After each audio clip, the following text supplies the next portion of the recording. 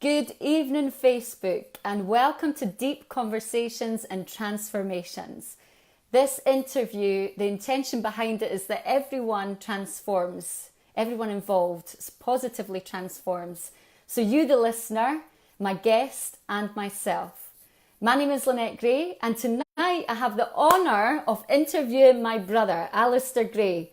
Alister Gray is an executive coach, a leadership consultant, and the founder of Mindful Talent. So we'll just get him on and he can introduce himself. Let me add him. This is going to work.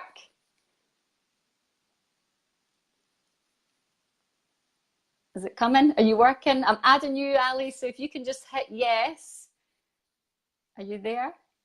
Connecting. Oh, hello. Here we are. Oh, smooth criminal.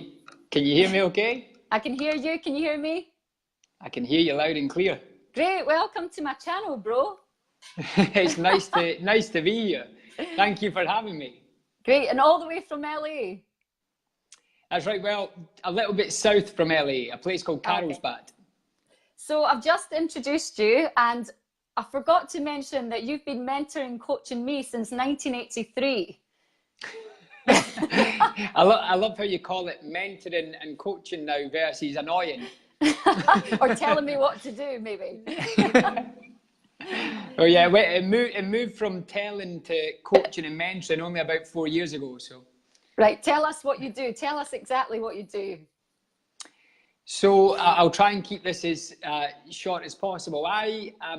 First and foremost, I'm an executive coach and, a leadership consultant. So I help businesses. I help the leaders of those businesses by coaching them on a one-to-one level. I'm also the founder of Mindful Talent, as you know, and Mindful Talent is a global coaching organization that delivers talks, workshops and events to organizations, and that's both in the UK and also international. And the unique part of that, or of our organization, is that we infuse kind of coaching and breath work with intuition, neuroscience, psychology, philosophy, meditation. And so it's kind of this incredible blend of all the things that I've tapped into as I've moved along this journey. And then the third part is the academy. We run the Mindful Talent Coaching Academy, which my co-founder and great friend and mentor, Michelle Armstrong, as you know, is kind of leading that project and that academy with me. And we train aspiring coaches like yourself and many others, hopefully, who are watching. But we also now train leaders. So we are going into large multinational organizations and we're training leaders through our academy as well, which is, really exciting. It's incredible. And I'm going to fire off with the first question that came through on Instagram through the week.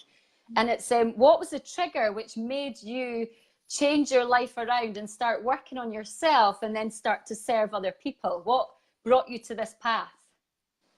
Well, do you know, there's probably been 2 or 3 triggers, if you want to use that word, or what I would say is moments that almost act. I love the word catalyst. It was like a catalyst for change. And the first one was when I was in London and I was working for a marketing agency. I was feeling particularly overwhelmed, stressed. I was working hard and playing very hard. And my body just was like, I've had enough. I ended up in hospital a few times, as you know, once with pneumonia. And really that was a physical ailment from my body saying I'm under too much stress. And so at that point, I always say that meditation found me. A friend of mine, a close friend of mine at the time, kind of, I suppose, coerced me into meditation. They used a Trojan horse approach. And that was the first kind of point that began this journey, because I became fascinated with meditation and the impact it could have on me. Yeah. And then, there was probably a second catalyst within the story, which was I became interested in life coaching when I was traveling around Central and South America. I don't even know if you know that, sis. I signed up for a life coaching course online. No, I didn't know that. Yeah, so I signed up for a life coaching course online, and when I came back to Scotland, I began doing that. And at the time, it was quite a tough moment for me, actually. I'd split up with my ex-girlfriend. Our Nana had just passed. Yeah. And I never knew at the time, but that life coaching course wasn't for me to learn how to become a coach. It was really just to kind of serve me and to coach me through what was quite a dark time for me. Yeah. So that was the second catalyst. And the third catalyst was a shamanic healing ceremony back in October 2014. And really that was the thing that ignited this this part of the journey. It really did shake me up in a profound way and sent me on this path of being a coach and someone who helps people. And whereabouts did you do that journey, the shaman journey?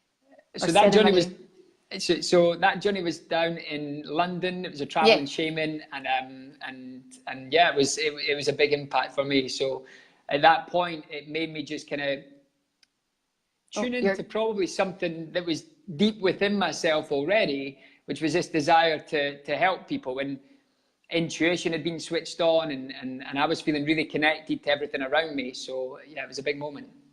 Yeah, you're a little bit like you're underwater sometimes. I don't know if it's the internet. Sorry, I'm trying my hardest to. I'm in a fish tank. You're in a fish tank.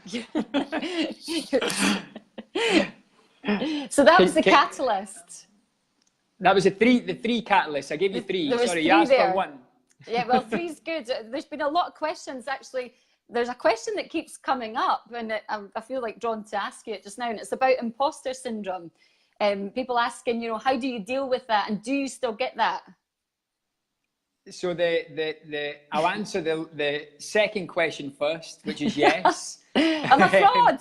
I don't know what I'm doing. So I mean that comes up all the time. I think in life, regardless of what you're doing, right? I think whenever you step outside of, whether we want to call it our comfort zone or we want to call it the place that we've become familiar with, as soon as you step outside of that, you're going to question, right? It's going to bring up any self-doubt and insecurities you have about yourself and your own abilities. Yeah. And because naturally the way that I suppose I'm wired, if you like, I'm constantly looking to evolve and to push boundaries and to learn about new technology and learn about new coaching methods and learn about kind of spirituality and many different concepts that we still can't even explain as a human race, right? Yeah. So when you're in that mode, I think it's inevitable that you're going to have that imposter syndrome feeling. And rather than dwell on it, I think what I've learned, and this will answer the first part of your question, what I've learned is that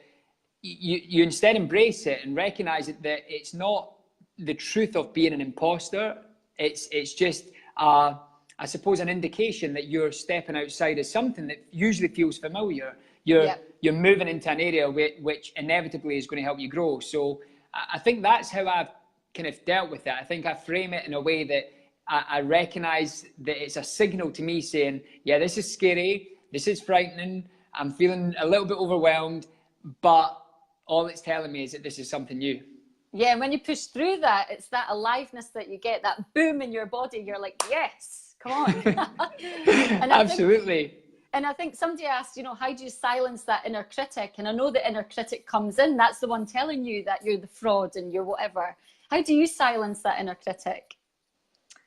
I think the inner critic will always be there until I reach enlightenment, which is obviously my aim in this lifetime. So, but I think 91-year-old yogi. Yeah, surviving off the sun in my own urine. But I think for me the inner critic will be there, and how I've silenced it. I think I used to almost think the inner critic was me, if that makes sense. And I suppose through meditation and through learning skills and ways of looking at yourself, i.e. observationally, you can almost separate yourself from that inner critic voice, and you can observe it and you can explore it and you can become friendly with it. And so I've developed a way to catch myself. Whenever the inner critic comes in, I think I can catch it pretty quickly, if not in the moment now. And I look at it, I observe it, I ask it questions, I become curious about it. And because there's no resistance there to it now, naturally what happens is the power it has over me dissipates far quicker than what I used to. So I think, just becoming the observer to it. And accepting that part of yourself, accepting all these parts. Absolutely. They all make up us as a whole individual. I think as soon as we begin to resist or kind of deny certain parts of ourselves, then naturally we feel misaligned. Because what we're saying is that this part isn't part of me and it's separate to me. And it creates the illusion of separation, right? When in reality, we are absolutely one thing, one person, one psyche, one spiritual being, whatever we want to call it. And so all of those parts make up this thing that we call I am, or Ali, or Lynette. Alister, that you're now known as. Alister. Alister. That was my professional name. That's your professional name. Somebody else asks, like, what are the three main things that you do in your daily routine that allow you to operate at peak state of being? High state, this was a good pal of mine, I think. I think I know who sent this in. This is your friend from Bali. It is. So what do I do? I mean, meditation for me is completely essential. Yeah. Like, meditation almost feels as important to me as food and water. Yeah. Like, genuinely, I think that is the first thing that I would say is a must in everyday life.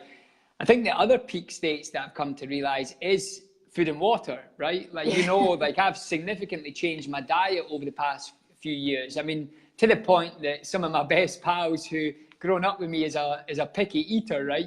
I mean, you would never have seen anything green on my plate. Never. For them now to see that I'm a plant-based diet, they're like, what the hell? But it worked for me. At the time, it was the right thing for me to go. And then I stay hydrated. I mean, literally just before coming on this call, I had a conversation with Ilaria around the importance of hydration and just keeping that energy flowing through you, right? We're 70% of water. So we need to continue kind of giving ourselves exactly the life force that helps our natural source of energy. Because I think we live in a culture where we look for instant energy. So coffee, so caffeine, so energy drinks, like anything that can give us an instant energy burst, we go to it because it helps us in a moment. But I think if you're looking for sustainability and you're looking for kind of prolonged peak state energy, I think it goes back to some of the simplest things that we have, which is good nutrition, water. So that would be the second thing. So meditation. Yeah. And I think it's in there, that energy that we're looking for, that we go outside for, it's in you. Because I remember being at Tony Robbins and I had hardly any food, but I drank loads of water and I was dancing and like singing, and I was in this peak state for 14 hours a day and didn't feel tired, didn't feel hungry. I was like, whoa, there's a power in me that just doesn't even need that much fuel. Just needs the right fuel. Yeah. Absolutely. And I love that description, because I think when you tap into that power, for me, that power comes from a source that's within every one of us, right? And I think every single person's got it. Absolutely. It's just knowing how to tune into it, isn't it? And it is. And I think also it's different for everyone, right? I mean, one thing I'd like to caveat with these three tips work for me, right? They're like the thing that I've worked out, but that's been through so much exploration. I mean, like what people probably don't see is all of the stuff that I've tried that hasn't worked for me, right? Yeah, exactly. Do you know what I mean? Like I've literally put myself out into the world and tried so many different things, different diets, different nutrition plans, different types of meditation. Because remember, there's maybe a misconception around people that meditation is one thing. I mean, there's so many different types of meditation, each giving you a different kind of experience, or each giving you a different kind of intention for that practice. So what I would say is that these are three tips that work for me, but I think the huge kind of the take home from this is exploring what's right for you, and it is an exploration. Exactly. The third thing, which I would say that keeps me in a peak state now, is kind of positive self-talk and affirmations, and reconnecting to my purpose. Like reconnecting to the reason why I'm doing what I'm doing, because you can get lost in that. What is your reason why? What is your purpose? Tell us. Well, Tony, I felt like you just channeled Tony Robbins there. So, I mean, the purpose is for me, and I remember working with my intuitive coach, my intuitive healer, way back when I first came on this journey, and we done quite a deep session, and the words that came up for me was helping people to grow and thrive. And there was a really big part of me that felt so connected to helping people kind of almost get out of the imprisonment that they've placed in themselves because of their mindset, right? And I've been there, like I've experienced those lows and anxiety, which I still get. I told a client the other day that I had a bout of anxiety 3 weeks ago, and he was like, what? He's like, you get anxiety? I was like, what do you think? I'm like superhuman or something? I'm like, do you know what I mean? These things come up. Of course. And so my purpose is, I mean, I've got a huge heart, right? And I really, truly get lit up when I help someone else, when I help another human being. I mean, that is the fundamentally at the core of who I am. That is what makes me so happy. And you can ask Ilaria the times I get text messages through from clients or emails, or I don't know, even just you sit with someone for 5 minutes or 10 minutes who you don't know, but you come away from a conversation knowing that conversation has helped them in maybe a time of need. So that's what drives me, a real desire to help people on a soulful level, like, yeah, just to enjoy life, to love life, to try and experience that feeling of joy or that sensation of joy and bliss as often as possible. And knowing that feeling of joy and bliss isn't always going to be present, but if you can help someone kind of reconnect to that more often than not, then yeah, that's pretty special. Yeah, it's that deeper connection that when we have that, you get that feeling, that bliss feeling, the feeling that just is like priceless, isn't it? It's so rich. Absolutely. And there's no better feeling to it. I had this conversation just 2 days ago with someone that I just met, actually, and he talked about the same feeling that he gets. He's in a different field than I am, but he helps people, and we just connected on that purpose. Like I said, his purpose is being delivered in a different way than I'm delivering mine, but ultimately the purpose for both of us remained the same. It was that feeling you get when you see someone make progress, or when you see someone not always necessarily making progress on a physical level, i.e. obtaining or achieving a goal or an outcome, but making progress within themselves, within their inner world, within their psyche. Like, that progress for me is just as important as the progress outside of that, if not more important, right? Like, if you get someone who is feeling whole, who's feeling complete, who's feeling enough, who's feeling in love, and I mean in love not with another person, not just with a relationship status, like in love with themselves, in love with the world around them, in love with the people that are in their world, in love with nature, in love with the planet. Like, that's when this whole game shifts. That's when, for me, the purpose is so strong. And I think, that's the great thing about coaching, is you can have one conversation with someone and their energy will just shift. You see it in their whole being, their presence changes. And that's that moment you're just like, whoa, like, that's transformational. Absolutely. And I think that's what I got really from the whole Mindful Talent Coaching Academy. Like, it just gave me this incredible like structure to help people in that way. Yeah, well, you've experienced it so many times now, and I know obviously your work that you're doing in groups. I mean, I was just reading all of the testimonials on your Facebook page before coming onto this call, and you'll have experienced that feeling, right? When you're in this kind of, it's almost like you're in a vortex with another person or a group of people, and it could, mayhem and chaos could be going on around you, and it wouldn't matter. Yeah. It's like you're in this vacuum. The feeling I'm trying to describe. Addicted to that feeling, and I'd like to ask you, like, how many people would you like to serve this year or in your lifetime? Like, what's the goal, the vision?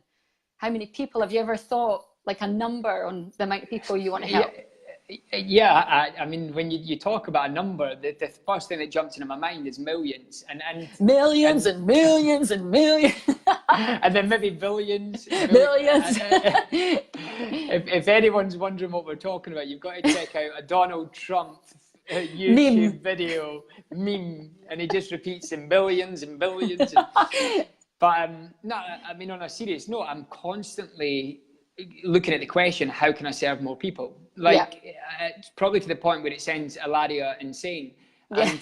And I think one of the interesting things is now with the clients that I'm working with, I'm recognizing that even I had glass or have glass ceilings, right? I've placed limitations within my own kind of mind, which I was unaware of. And then you begin working with kind of some inspirational people who, like, there is no glass ceiling. And I'm like, wow, right.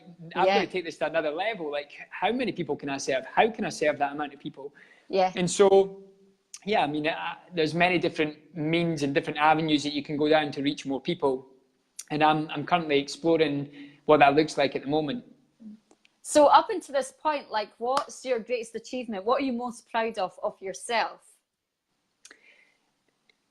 Oh, I mean, there's only one thing that comes to mind straight away, and it's raising our daughter.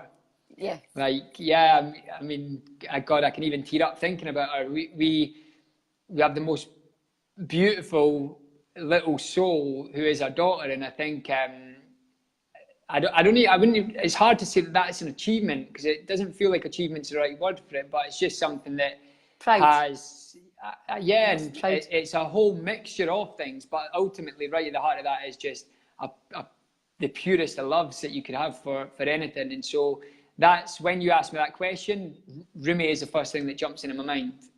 Yeah, she is a special little soul. So the other question, let me see. I've got lost now. Oh, somebody's asked where to begin. So if they're on a journey that they're maybe like, oh, what do I want to do? Like, I definitely don't want to work where I am, but I want to start my own thing. Where do you begin with that? Do you know that, and this isn't me plugging myself or the academy, but I think get help. Like, ask for help. A big change in my life was when I suddenly realized that asking for help was not a weakness. Like, I grew up all through life. I don't know if you're aware of this, but very seldom would I ask for help from our parents, from anyone around me. I was a determined, proud little bugger that just wanted to do things myself. And asking for help was such a barrier for me to grow and expand. And I remember the first time I reached out to work with a healer, right, who is a coach as well. And it was life-changing, completely life-changing. And so my first response to that question would be reach out, connect to someone that can help you through this transition, that you're not alone with it, that it's not a weakness to ask for help. And whatever guise that person comes in, whether it's a coach, a mentor, a friend that you can trust. Friends can always be difficult because they always want just the best for you. So they often kind of get involved in your story. Whereas someone who's a little bit less kind of emotionally attached can observe and hold the space for you. And I think that would be the first go-to is to reach out and ask for help. And on top of that, I suppose the only other thing, if I can squeeze in two here, would be to silence the mind. And some people maybe say, what the hell do you mean by that? But I think when we're going through transitions, usually, not always, but usually it can be a difficult period, right? Because it's uncomfortable. And our mind is turning over and over and over, trying to work out the answer from a logical space. Yeah. But if you're able to silence the mind and truly connect into this deeper sense of self, to connect into that energy source that you and I were talking about earlier, my experience shows that ideas and creativity begins to flow again. And I think those two combined would be a really great place to start.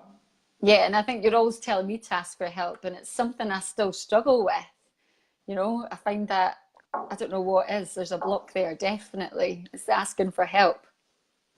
Do you know, it's a block for many. I think, I don't want to say it's probably stereotypical of a British person that we struggle to ask for help, and probably more so even in Scotland. I'll tell you a story about a guy who I'd reached out to ask if he would be my mentor. He was over in the States at the time. And I remember having this Skype call with him. And we talked for about an hour. We got on amazingly well. He was amazing. And And towards the end of the call, he said, Alister, can I ask you one question that's been on my mind? And I said, absolutely, fire away. And he said, why have you chosen to become a coach in Scotland? And I said, what do you mean? And he says, well, everybody needs help, but nobody wants to ask for it.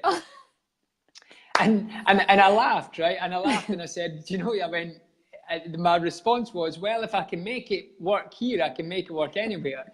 And I came away from that call, but it was so true, right? He'd spoken a truth that like we all need help, but we don't want to ask for it. And I think genuinely, if you can break through that barrier of asking for help, you will find that life becomes just so much easier.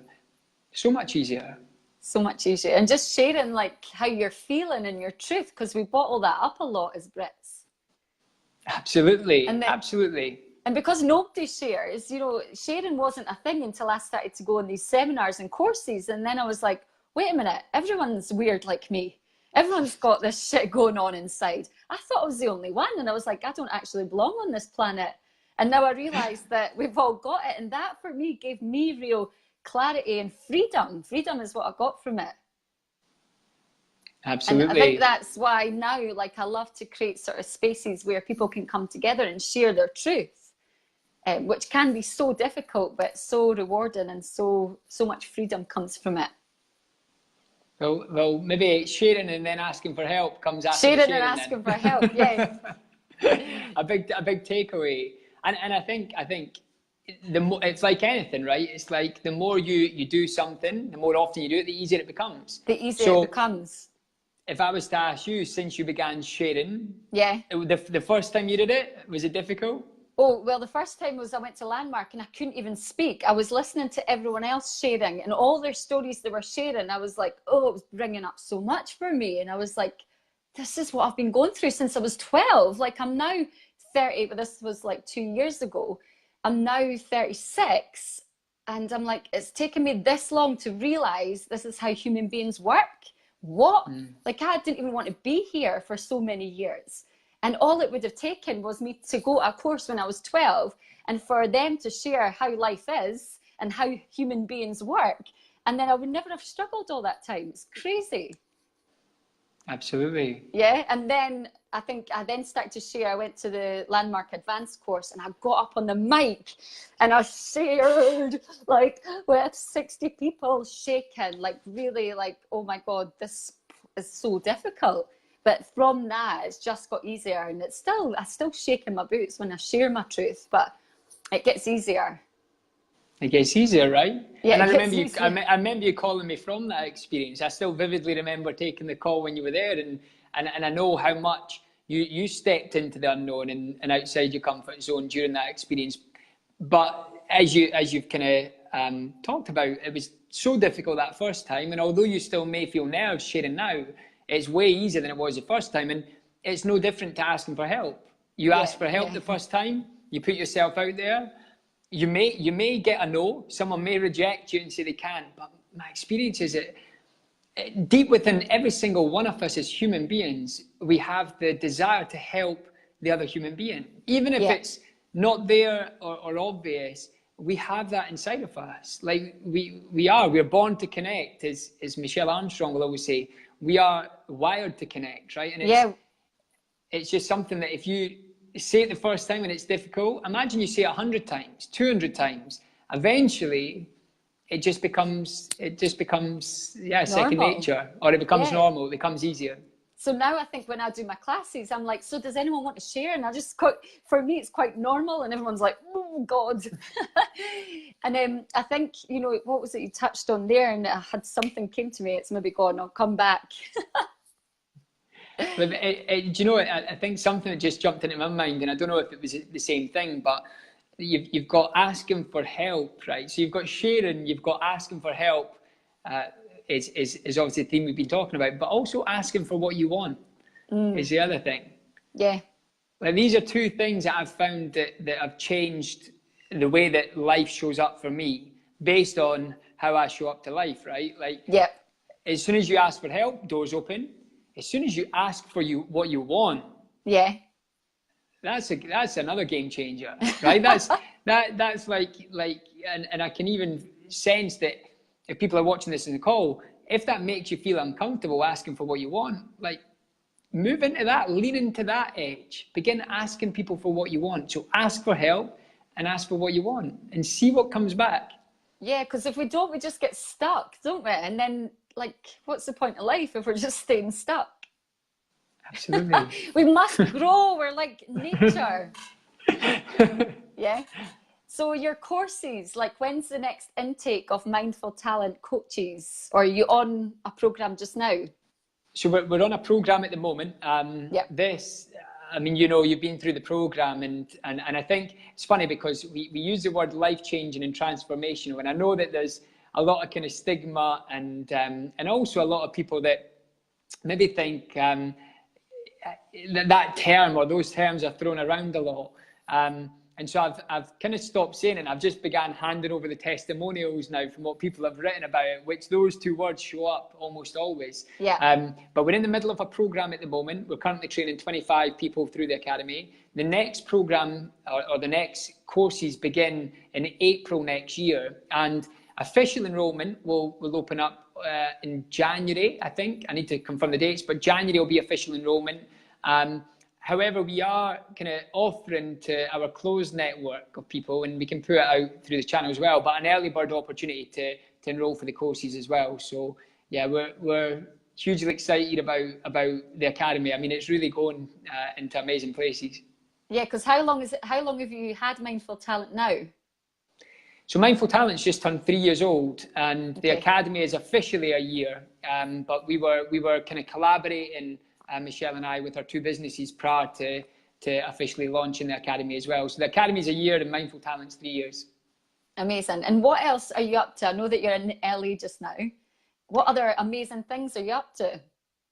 So I'm really putting the focus on growing the academy. A huge focus on growing the academy, because I think if you ask me my purpose behind that, the purpose, like, deep rooted, is the same purpose, but where I've been in a corporate world and I've seen the challenge within leadership, right? And I think leaders often get a hard time, right? I want to kind of stick up for the leaders as well, because I think quite often everyone will talk about that asshole of a boss or that person that's a nightmare, right? But what we forget is what's going on in that person's world for them to be showing up like that, right?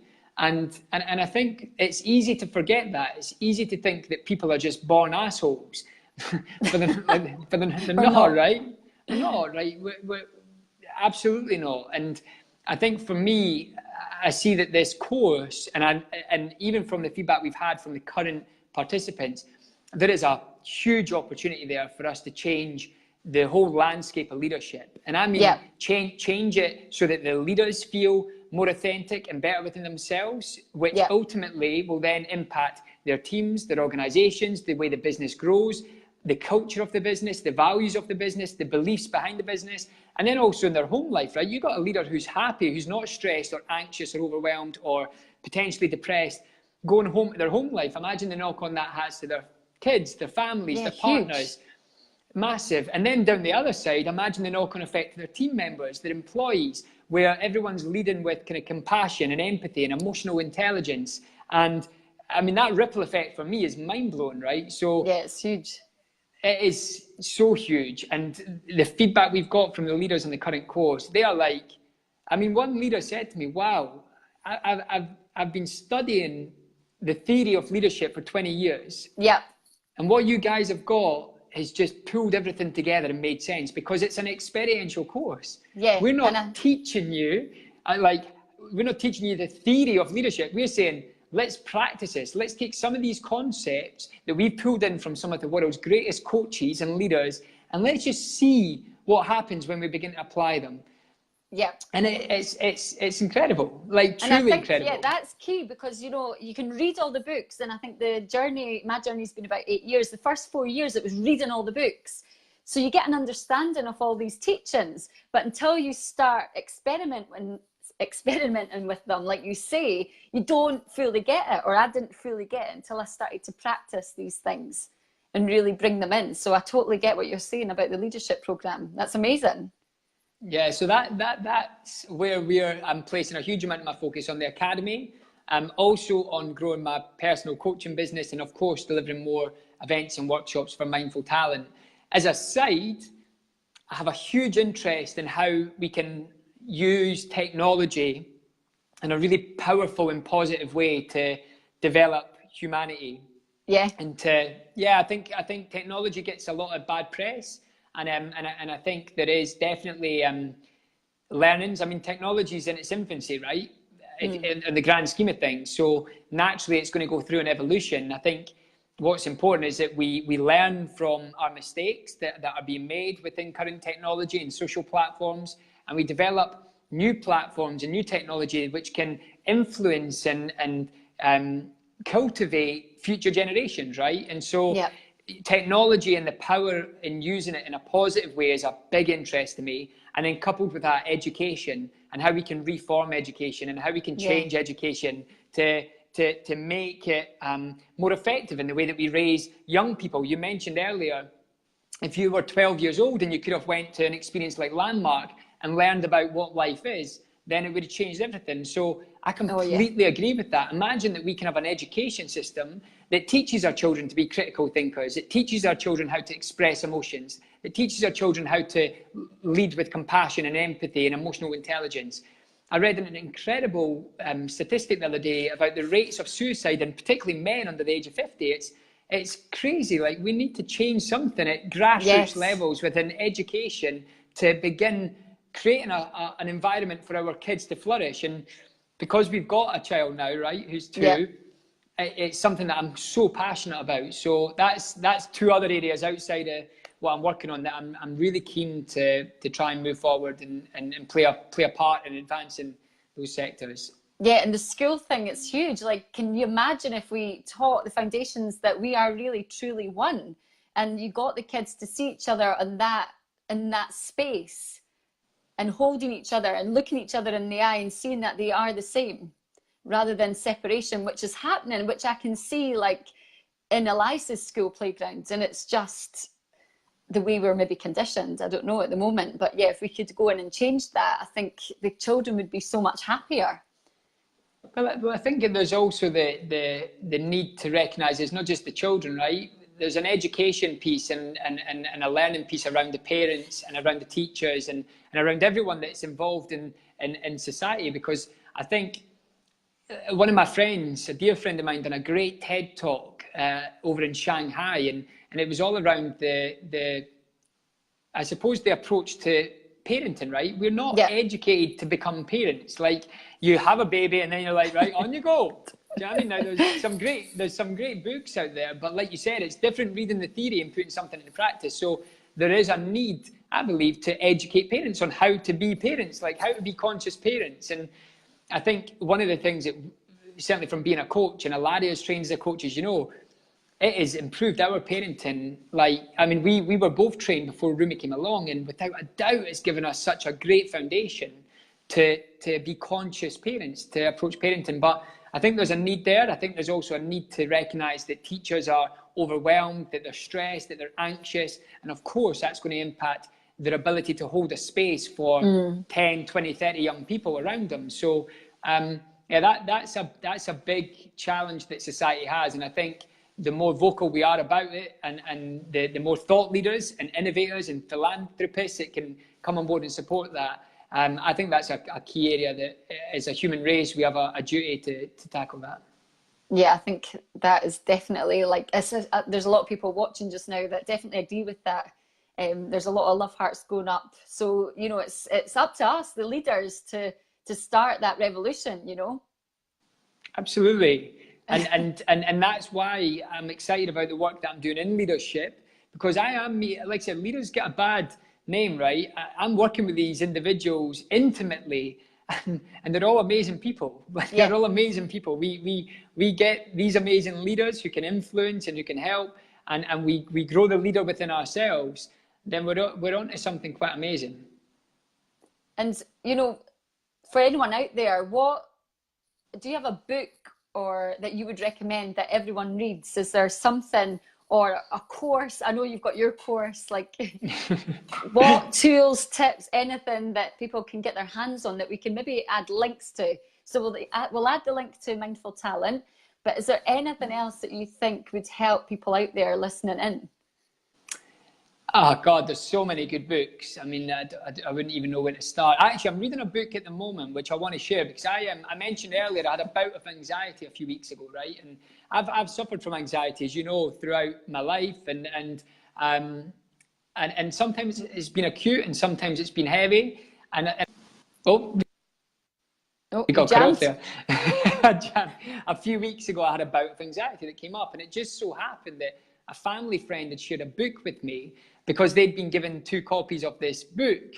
I never had any intention to read it, but it was called Notes on a Nervous Planet by Matt Haig. Yes. And I began reading it, and it was like, it's so simple, but so relevant that I think that I'm going to post it on my Instagram actually, but if you want to share that one, that's something that I'd recommend. I think the other thing that I would certainly point people in the direction of is, of course, our courses. But other than our courses is point people in the direction of exploring and connecting with like-minded people. Like I love the work that you're doing, Sis, with the women's groups and the circles and the meditation.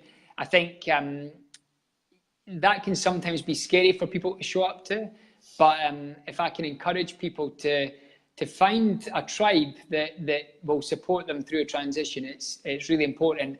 And the more we have of these circles and these groups and these events happening, I think the more conscious we become as human beings, the more open we are to helping one another and asking for help. So true. And I think, people will email me before coming to class saying, I'm really nervous.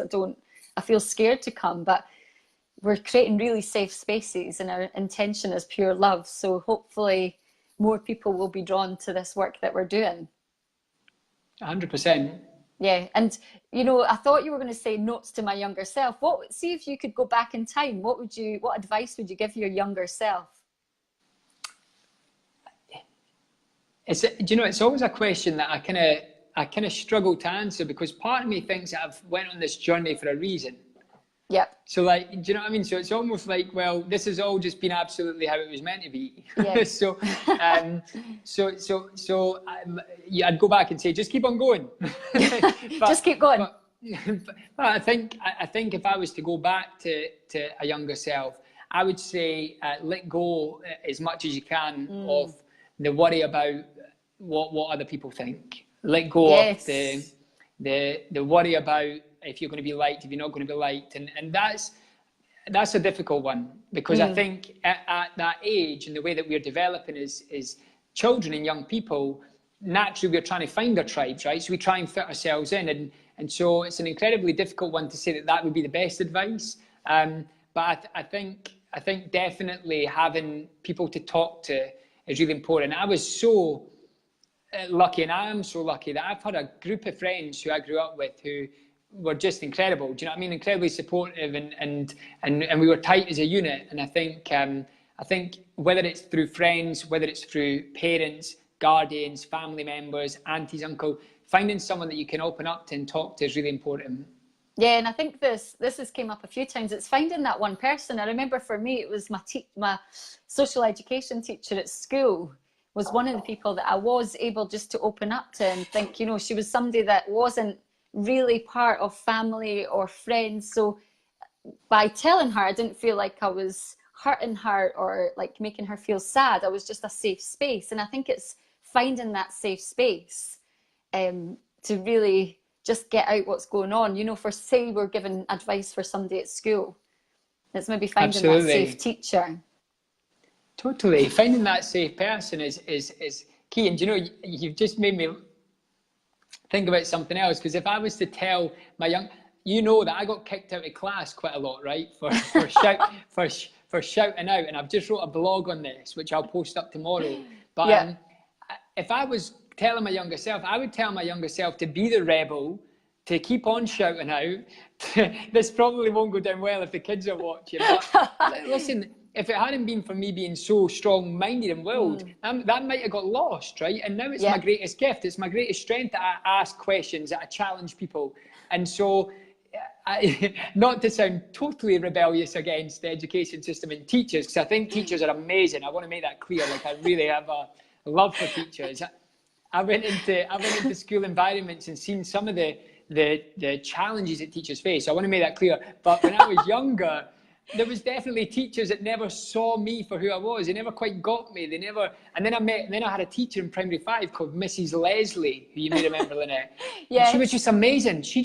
She channeled all of this. I had so much energy and so much enthusiasm for life that she channeled it in the right directions. Yes.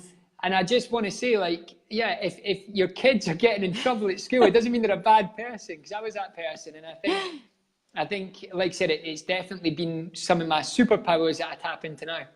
Superpowers. And I remember what's coming up for me is I remember a teacher that was treating you badly, and you and your little friend decided to record her.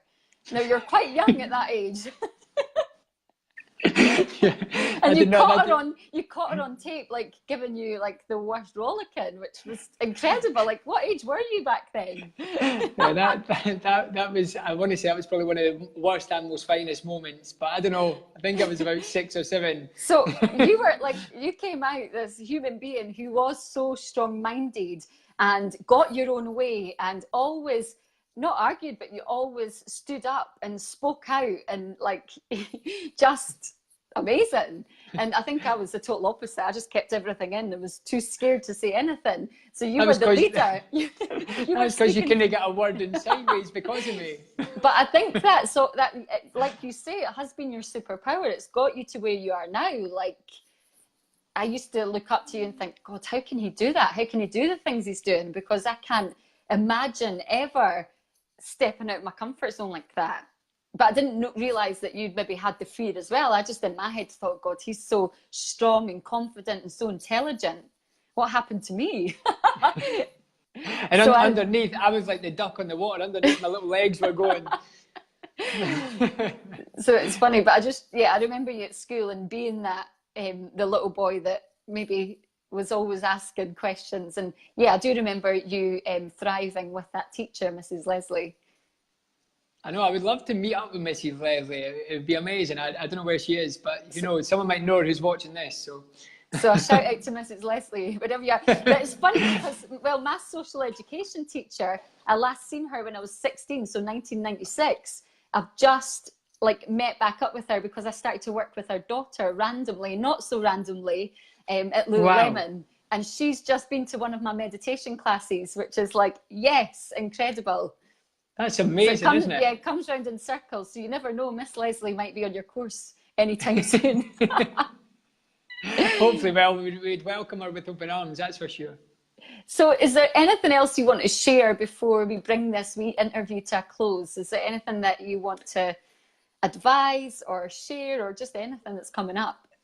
Oh, do you know, I want to share my gratitude for you inviting me on here. Believe it or not, I was still a little bit nervous to come on here, but I think what you're doing is a true inspiration, sis. I know you're going to be coming on a journey with me over the next 6 months, a mentor program that he's going to mentor me again. Honestly, he's been mentoring me since 1993, since he came to this world. I tell you, he's been mentoring me. 83. I wish it was 93. 83. Oh, 83. Sugar. We're getting old. 1983. But yeah, I mean, I want to share my gratitude and my appreciation for you as a person. I think I put you through some hellish situations as we were growing up with all my partying, and I think what you're doing now is amazing. And obviously, for everyone who's watched this tonight, I want to say thank you. I hope that some of the stuff that maybe I've said and some of the concepts that I've shared resonate with you. If they don't, you can just ignore them. Exactly. But if it has sparked something in you to take a step forward with maybe an idea that you're considering, or to reach out to someone who can help you, or to even ask for help or ask for what you want, then do it. Like, reach out and connect with people like Lynette, like myself, like people who are involved in the circles that we're in, because I think, it's quite an exciting phase, I think, where we are as a human species. We're kind of making these strides in many respects in such a great way, and then in other ways we kind of need to learn from some mistakes. So that would be the take home. But thank you so much for having me on, and like I said, thank you to everyone who's tuned into this as well. And I think the whole, that's what came up, and I meant to share earlier, you know, asking for help. I remember the TED Talk with the guy who done 100 Days of Rejection. And it's, yes, you know, it makes you look at asking for stuff in a whole new light, because usually people are not rejecting you for no reason. It's because maybe the thing you're asking for just doesn't fit at that time. So I think I'll share the link to 100 Days of Rejection, which is a TED Talk. You also mentioned your friend's TED Talk. So could you add the link underneath? Because I'm going to repost this for people to watch. Absolutely. And you can find it. It's Fiona Douglas doing TEDx Shanghai. So I will find it for you if you can't find it based on that. But Yeah. but that's the one. And it's funny you mentioned 100 Days of Rejection. Obviously your intuition was switched on, because I thought about that earlier as we were having this discussion. And that is an amazing TED Talk for anyone to watch, because he's so funny. It's so funny. And he's so funny, but it's such a great lesson. It's a great lesson, and the story actually starts with him when he was a younger boy at school, so it ties into everything we've been talking about. Absolutely. Amazing. Yes, well, thank you, bro. I'm excited to see where the journey goes, doesn't end, keeps going. I can't wait till I see you and you're enlightened. That'll be... I think we're 80 plus years away. Spiritual owl. So I will see you very soon after Christmas. But send my love to Ilaria and Rumi. Thank you. And likewise to the wee man and all the family, all right? Listen, thank you again for having me on. Thank you. Thank you, everyone, for tuning in. I obviously have my weekly classes. If you want to come along, then give me a wee shout out. And I've got a few events coming up as well. I've got a big meditation coming up, which is at Drummond Community High School, where I've struggled for years. So I'm bringing in the energy. We're going to cleanse the school of all my old ties. I'm going to let go, and we can meditate together in that space. It's Thursday, the 13th of December, 7 p.m. till 8:30 p.m. So come along, and we can squeeze 80 people into that. So can you imagine, Ali, 80 people meditating under one roof in Edinburgh, 13th of December, just pouring out that love energy. Well, do you know, can I add in just on the point? So I'm noticing there's 20 people watching this right now, right? Let's ask them for some help, Sis. Yes. So you're just listen, there's 20 people on this call. If everyone was to ask 5 of their friends to go with them to this meditation that Lynette's running in Drummond Community High School, you'll get to the 100 people, 80 plus. So why don't you ask for help and say, anyone who's on this that wants to introduce someone to meditation, or get their friends together for a group evening or a night out, which is a little bit different to the typical nights out around this time, go to Drummond Community High School. There we go. Yes, and we'll be bringing in all the gratitude for 2018 so that we can go into 2019 with an open heart. Amazing. Thank you. Perfect. Listen, lots of love. Bye. Take care. Bye-bye.